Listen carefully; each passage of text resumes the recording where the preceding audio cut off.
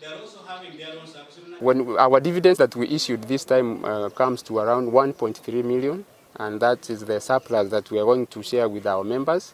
And I'll want to say that this is purely based on the actual financial performance, and I would say that this is not the entire amount that we are going to share with them. We plow back some of it because from the financial perspective, you cannot make the entire profit and then again share it or squander it. Let me use the word squander and squander the entire amount. You have to save some for the rainy season, as we put it figuratively. We have challenges with loan repayment because of the harsh economic times.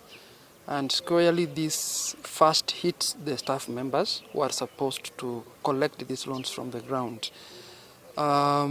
We have been supported by the management. We are conducting staff trainings on risk management so that to enable our team to best collect the loans from the ground. We have also been trying to improve our loan assessment so that when the loans are issued out, we ensure that the loans will not be difficult to be collected.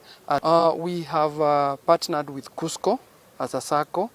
Cusco is the one that is that has insured our loans. Also Cusco is our major trainer, the one training the staff, the board, and the members also.